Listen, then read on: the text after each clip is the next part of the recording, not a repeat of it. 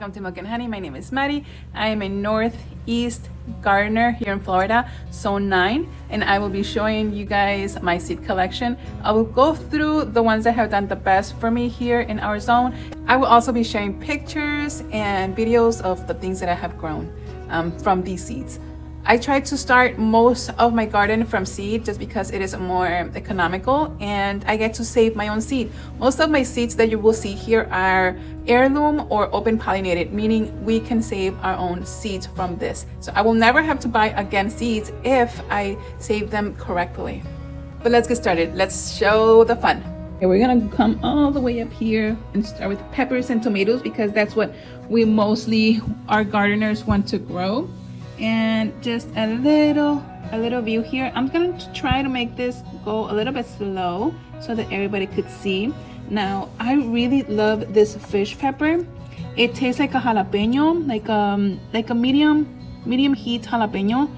The plant itself is variegated and also the peppers are variegated. Now, I got these from Baker Creek Heirloom Seeds and they do pretty well in our region. So this is pepper fish. Now, another things that we love and does not never fail over here are the cayenne peppers. Now, there are different kinds of cayenne peppers. We have the red, the purple, and the orange, and they all do fantastic here. So any heat pepper will do better than your sweet like California Wonder. I've heard that if you grow Carolina peppers, they do better here. But anything that has spice does really well here, like the pastilla peppers, the poblano or ancho peppers. Now this one is one of my favorites because it does have like a fruity taste. This one would be almost like a habanero but with a fruity taste, the datil pepper. I used to pronounce it datil, but I guess it's datil, and it produces in abundance. It's a very prolific plant right here. Now, as to my sweet peppers, they do okay if you baby them. But one really good option is this Criolla de Cocina. The only thing with this one is it does not get mushy, so it retains its texture, which I love. I don't like when my sweet peppers get mushy. And so these ones are great for even freezing. I froze a lot of them to do like in stir fries, and they do great in springtime, but once the heat the summer comes in, they do slow down. But this tastes really good, especially for stir fries. Now here are some of the other ones that I have: shishito, the peppercini, the Ash County pimento. I did not like that one, and the choricero. It didn't really do very well over here. I could try again. It might have been a me problem, not a them problem. But yeah, a little bit more of what I have. Also the yellow monsters, they did okay. I didn't have like humongous like it shows in the picture, but like I said, it could have been a me problem, so we could give it another try, another go.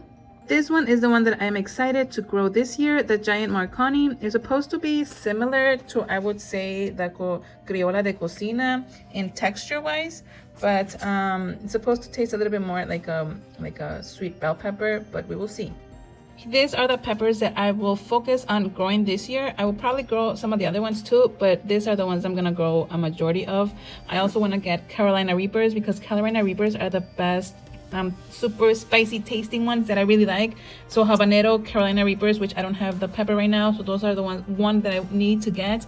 I do not like the ghost peppers. The ghost peppers taste bitter to me, but I also want to make sure I grow a lot of ancho because I do cook a lot with these peppers, and you could roast them and preserve them, like roasted, oven roasted, sun roasted peppers, and just can them. And I also want to get a lot of chile guajillo because I do use this extensively when I cook my food in my cooking videos. And the datil pepper, this one is amazing. I really like this one. So yeah, these are the ones that I will focus this year on growing. Next would be the tomatoes. Now for us in Florida, it is a little bit harder to grow tomatoes. Everything wants to kill it. Our temperature and humidity kills the flower and the pollen, so we have to be very selective when growing our tomatoes. Now, a lot of people hate the spoon tomatoes, but I actually really love them. I'm not a big fan of cherry tomatoes because some of them are very acidic, but these ones are very sweet. I actually love eating them straight out of the vine. It reminds me a lot of the Everglades tomatoes. Here are the heat tolerant tomatoes that have done pretty decently for me. I really love growing Rio Grande. Are super prolific. So also the porters did amazingly. Porters are a little bit smaller, like pinky flesh. But they're very prolific as well. Also the Manitoba did pretty decently. The Florida Date obviously did amazing. The Homestead tomatoes are very prolific. The only thing is they do tend to crack a little bit more than the other ones. I never had any cracking on the Rio Grande, but the problem with Rio Grande is it did get disease quicker, but they are so quickly to produce that by the time they were diseased, I had already harvested most of my tomatoes. Also, San Marzanos are amazing to grow down here, and they're super prolific. So these are the ones that I will focus on because I do a lot of canning. So these are like my main to go. Also, Roma tomatoes are really good as well, but these are the ones that I will focus on to grow in springtime. Obviously, the vintage wine is a beautiful tomato. Now, a lot of people said that black cream grows pretty well for them. It did not grow pretty well for me. I put them in my nicest area, my baby diva area, and the flowers, the heat, the humidity got to my flowers. Now, another one that a lot of people would not believe, but the black from Tula actually produce way better than the black cream, and the taste of the black Tula is amazing. I really love this one for sandwiches and just salads. The taste, I really like this one. Another one that made the list, obviously the chocolate cherry, not a super prolific plant, but the taste is what you grow them for. Also the ananas nor, I really like this one also, the taste. Now this yellow plum tomato, it is super prolific for Florida. I mean, it was already June and they were still producing. They have bugs on them, but they were still producing. The only thing is, it is a little bit on the acidic side, not as super tasty, obviously like those darker tomatoes, but prolific they are. Basically, most of my yellow tomatoes tended to be a little bit more on the acidic side, which was not my favorite. But yeah, so I have this couple of them and the taste did not blow me away. But I did like gold medal tomato. This one did taste a little bit more like the ananas tomato. And my Dr. Witchy's yellow tomato, I grew it and it died. So it never produced fruit for me. I will try one more time. I heard very great reviews on Dr. Witchy's yellow tomato, but I don't know if I will be growing it in Florida with our heat. Maybe just my timing. I have to practice a little bit more on my timing, but we will give it another go. Okay, I cannot go without saying the Berry Crazy Cherry tomatoes did amazing as well. Super prolific, a little bit tangy, a little bit acidic, but really good producer. And this would be the tomatillo ones. So by far, my favorite has been the Chupon de Malinalco. Why? Because they are bigger and they are a little bit sweeter. Now, growing tomatillos at home have really got me spoiled, because the tomatillos that you get at the grocery store are super acidic. They taste very lemony to me, and when you grow them at your house, it is very high contrast. The taste is amazing. The sauces that you can make with homegrown tomatillos are superb, uncomparable to what you can buy at the grocery stores. Now, obviously, the Rio Grande are very prolific, and this one is a little bit more acidic. But like I said, nothing compared to what you grow in your backyard to what you can buy. But this one is a little bit sweeter than this one, and the best one for sweetness is a Tomatillo Purple. Now, this one tastes like little plums, like little apple plums. They're so crunchy, and the sauces. Now, the only thing with Tomatillo Purple, it is not as prolific as the Malinalco and the Tomatillo Verde. These ones do produce a little bit less, but the taste is amazing. So it's a give and take. The Tomatillo Amarillo, it's basically like a mixture of, like, if Tomatillo Rio Grande and this one had a baby, this is what you get, a little bit of in between of those two tastes. But yeah, so I will focus this year on growing these three types: the Malinalco, the purple, and the Rio Grande. This one is basically the same. Over here, we're gonna go with our melons. You would think that I really love melons by the amount of seeds that I have, but melons are not my favorite, and they are super finicky to grow here in Florida. Even in springtime, I've only gotten a few off of them before the bugs come and get them. But yeah, I'd rather grow watermelons than grow honeydews or sweet passion melons, your cantaloupes. But if you want to try it, go for it, but you really have to baby them. Here we're gonna go with our watermelons, and by far the best one that you can grow, it is this one. It is the Lilanao Sweet Glow. This one is a big round watermelon and is a orange flesh. It is the best tasting and the sweetest that I have ever tasted.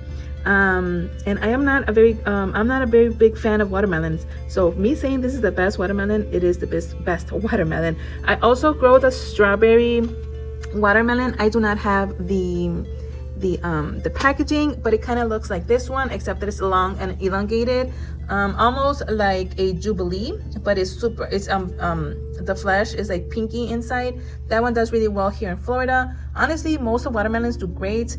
The Sugar Baby, I really love the taste, but my kids hate the seeds. The Crimson Sweet, like you see right here, it is more porous.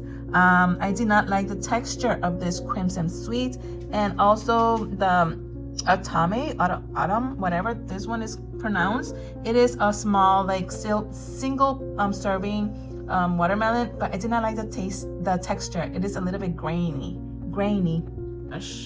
Summer squash, it is a hassle to grow over here in Florida.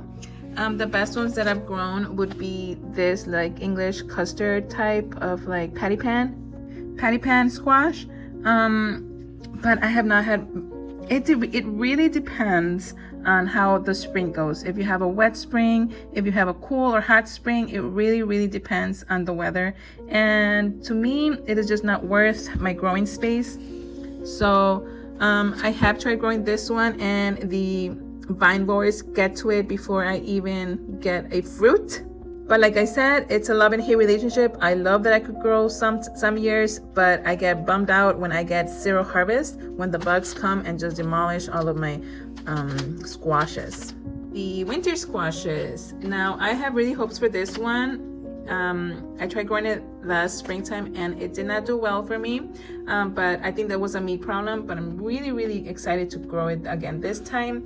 The Gamo pumpkin, the flesh, it is so hard to cut through. It is almost like a skeleton casing, but it's really sweet on the inside. Now unfortunately I do not have the picture here, but the best pumpkins that I have grown in my home, and the best tasting one, would be the Seminole pumpkin.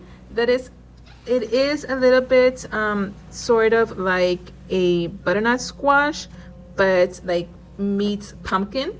The texture, it is amazing. I really like it. It is more of a sweeter taste. The pumpkins that I bought from the farmers market this year, it just tastes, I don't know how to explain it, cheesy. I don't know. They do not compare to what you grow at the house. The Seminole pumpkins, I mean, I do not do savory dishes with my pumpkins. I like to do sweet dishes, pumpkin pie, candied pumpkin, like pumpkin in like a sweet syrup with milk. So taste and texture is a big thing for me. So the Seminole pumpkins are the ones that you will need to grow, that for me, that I will have to grow each and every year. But I'm also excited for this one. This one's supposed to be like a sweet, more like a dessert type of pumpkin. We're gonna do green beans. I grew the Blue Lake poles, is the ones that I have outside right now, and for whatever reason they are squeaky when you bite into it, which I hate the texture. The dragon tongue beans, they are a bush type. They are velvety on the outside, but I love the texture of them. This is a must grow one. Now this purple green bean, to me it's a little bit stringy. I love the fact that I could see them clearly when I'm picking them, that they don't hide from me, but it's a little bit stringy. I still have seeds. I didn't grow them all because they were not my favorite. I'm very picky with my green beans, sorry. And these Chinese red noodle green beans I did not like. I'm sorry.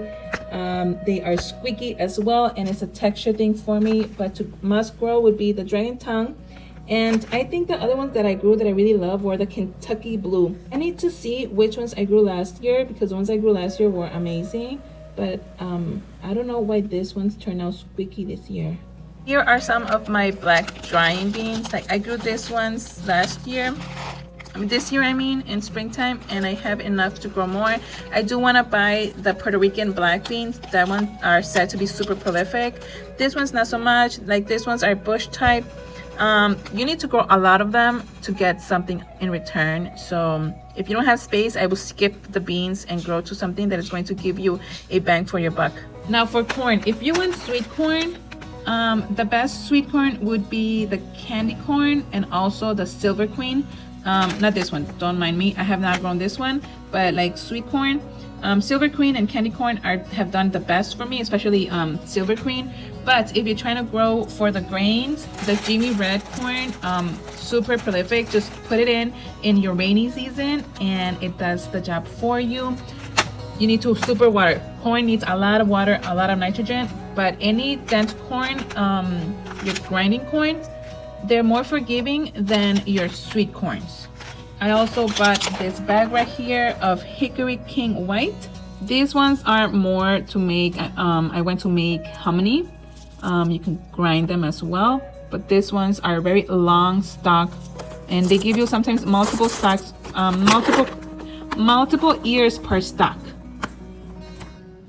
Here we have our herbs. Now the best herbs to grow that you can grow over here are the basils in springtime and the parsleys. Parsley grows basically year round, but any herb that you want to grow springtime, fall, winter, and spring is when they do best. Summer, some of them might die off, except for basil, but you can grow any and all herbs down here. The basil Siam Queen Thai, I love this one. It smells a little bit more licorice, but I grow it for those clusters of flowers. The bees love them. And also black sesame grows amazing over here springtime and summer. They are super prolific. Here we have our cucumbers. The best cucumbers that you can grow are the Asian type. Now I have Suyolong, and I have this one that I will not pronounce, and also the China Jade. China Jade are amazing to grow. I don't have it here, but it's very similar to this one right here that you see right here.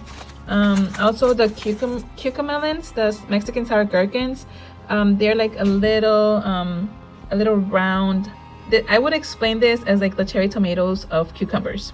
And also the Bait Alpha. The Bait Alpha does not need a pollinator, so they'll give you fruit regardless. So if you have a greenhouse, this will be pretty good for you to grow.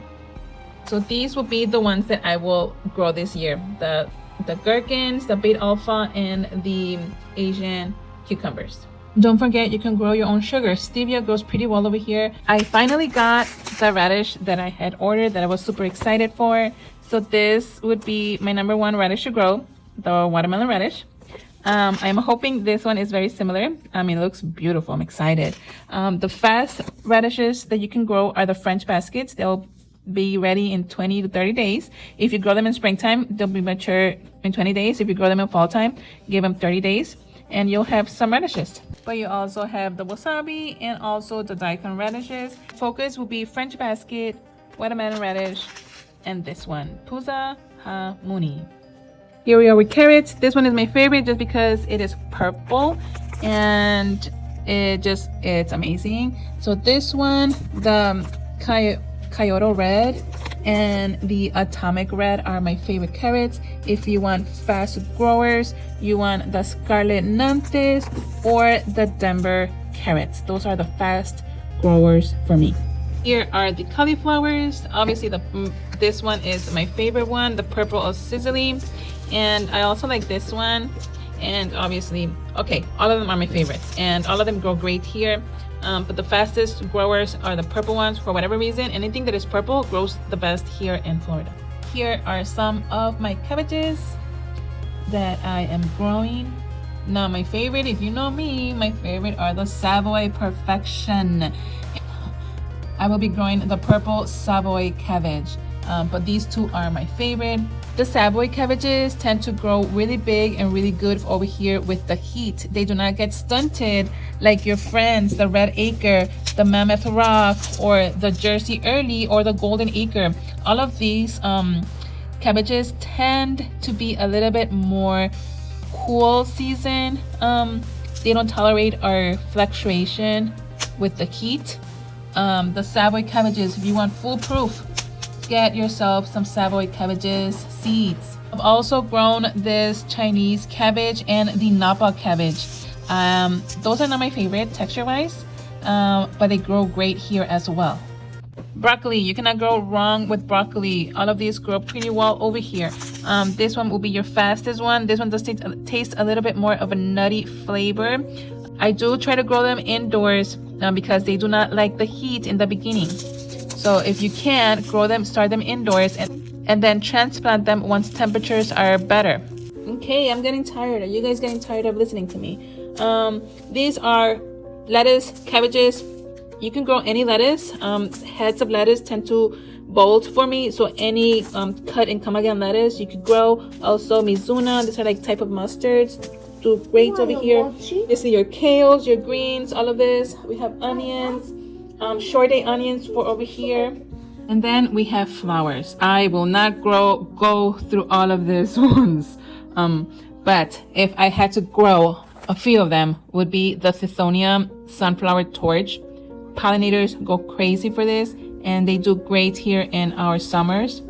Spring, summer, and fall, amazing. Obviously, any type of sunflower grow amazing here in Florida, and they are very beneficial to the bees.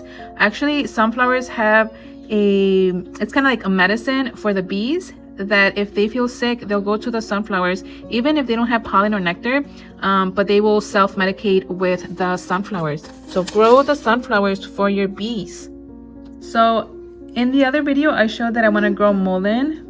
Mullein is great. This one, obviously, the plain mullein is the one that you will grow medicinally, but they have very beautiful flowers. So I bought this antique rose mullein just for the flowers. We will see how they grow. I will start them pretty soon, but this one is my to grow list. And I also love the cypress vine. Hummingbirds will flock to your house if you grow this. The only thing is that the seed parts of the plants are poisonous. So if you have chickens or any birds, any animals that are a little bit mischievous, you might not want to grow this one. Like you see, most parts of these plants are toxic if ingested. So you just have to be careful with that. I have cats, I have chickens, I have not had a problem, but just heads up. This hollyhock is the very first time, is brand new to me. Brand new packet, I just got it in the mail. I'm gonna try to grow this one. I've grown the other types of hollyhocks and they did great here. They died late spring, but while they were great while they lasted. Last but not least, I want to give a shout out to the zinnias. You can grow any type of zinnias. They come in all different colors, all different kinds of shapes, all different types of petal size. So zinnias must grow. Pollinators love them as well. And I think that's it. I have way more, but I think this video is long enough. So I'll see you guys on the next one. Thank you for joining me today and enjoying my chaos of my seed collection. And no, this was not all of it. I still have some of those. So the reason why I took all of my seeds out is because I want to take inventory and organize them properly before the next seed starting season comes up, and that way I know what I have and what I don't. But yeah, here are a few that I did not show. Chia, quinoa. This quinoa is beautiful. The purple celery, a lot of onions. I mean, we have so many flowers here. The black-eyed Susan, the swamp milkweed, obviously the roselles. Here's more zinnias. But yeah, well, thank you for joining me today, and I'll see you guys on the next one.